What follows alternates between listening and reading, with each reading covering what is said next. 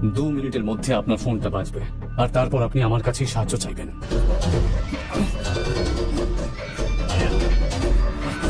Doctor, Yeah, you go ahead.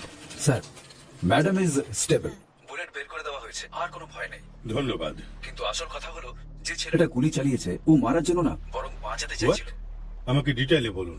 Minister ম্যাডামের heart problem আছে। গত বছর ওনার পেসমেকার লাগানো হয়েছিল। এক প্রকার বিশেষ ফ্রিকোয়েন্সি ব্যবহার করে ডাক্তার ওই পেসমেকারকে মনিটর করতে পারে। আজ আমরা যখন নতুন পেসমেকার লাগাই তো পুরনো ডেটা অ্যানালাইসিস করি। নর্মালি হার্টের স্পিড 70 থেকে 100 এর মধ্যে থাকে, কিন্তু যখন ওনাকে গুলি করা হয়েছিল তখন ওনার হার্ট রেট 200-র উপরে ছিল। And this is quite unnatural. কেউ ওনার পেসমেকার হ্যাক করেছিল। Is it possible?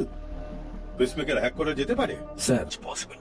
যে মিনিস্টারের উপর গুলি চালিয়েছে ও এমন কিছু জানে যা আমরা জানি না। ও ঠিক নিশানা লাগিয়েছে একেবারে পেসমেকারের উপর।